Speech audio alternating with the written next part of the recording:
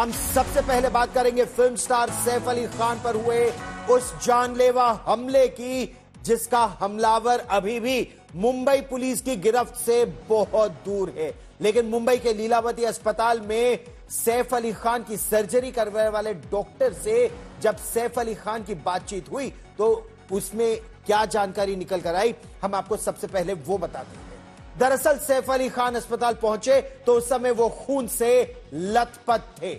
उन्होंने डॉक्टर से सबसे पहले पूछा कि क्या फिर से वो एक्सरसाइज कर पाएंगे या नहीं।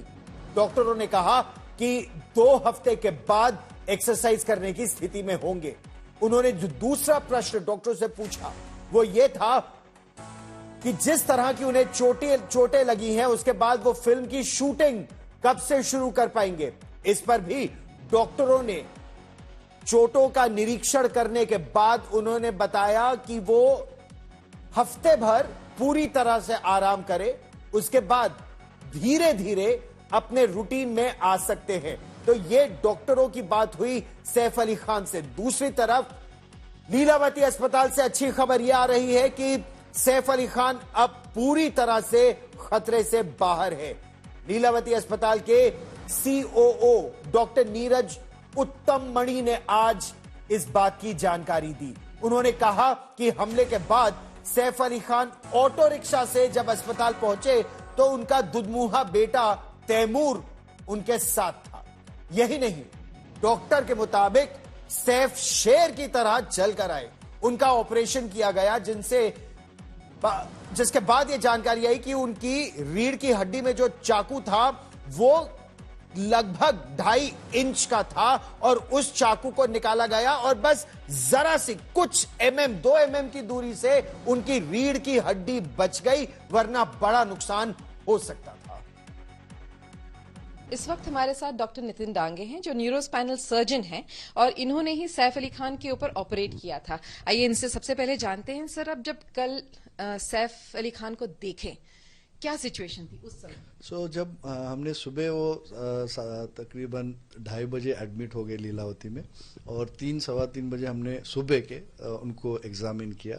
उसके पहले उनका आते ही उनके वुंड्स देख के उनका इन्वेस्टिगेशन हुए थे। मेनली सीटी स्कैन हुआ था और स्पाइन का सीटी स्कैन हुआ था क्योंकि स्पाइन के पास थोरेसिक लेवल पे उनको एक वुंड था, इंजुरी थी। वो इंजुरी के देखते हुए हमने इन्वेस्टिगेट किया था और it was shocking to see on the CT scan that उसमें अंदर एक शार्प ऑब्जेक्ट ऑलमोस्ट डेप्थ में स्पाइनल कैनाल में और स्पाइनल कॉर्ड के आसपास दिख रहा था। वो शार्प ऑब्जेक्ट अंदर टूटा हुआ था।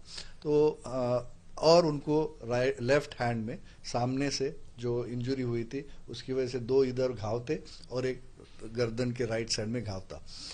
सबसे इंपॉर्टेंट और कॉम्प्लिकेटेड घाव जो था वो पीठ में था, थोरेसिक।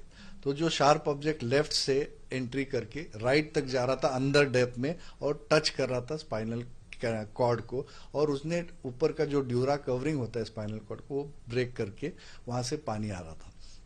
तो जैसे हमने ऑब्जेक्ट निकाला, हमको रिपेयर करने की जरूरत होती है क्योंकि पानी लीक होता है तो इन्फेक्शन के चांसेस होते हैं। तो हमने वो ड्यूरा रिपेयर किया, वुंड रिपेयर किया और उनको बाकी doctor Leena Jain plastic surgery वाले ने उनके बाकी के वुंड्स रिपेयर करके कॉस्मेटिकली उनको हमने 6 घंटे सर्जरी के बाद, दोनों सर्जरी मिला के 6 घंटे में हमने उसको 12:30 के आसपास उनको आईसीयू में शिफ्ट किया। ये दोनों सर्जरी सब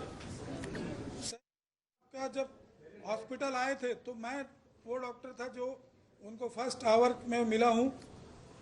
पूरा उनका उसमें ब्लड था, but he walked in like a lion and only with his small child, that is 6-7 साल का उनका जो लड़का है, तैमूर है शायद उसका नाम, हाँ, उसके साथ वो वॉक इन किए हैं with so much of this. He is a real hero that way.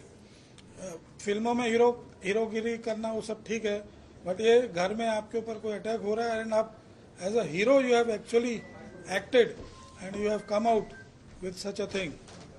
He is doing presently very well. His parameters have improved. He is being shifted from ICU to a special room for him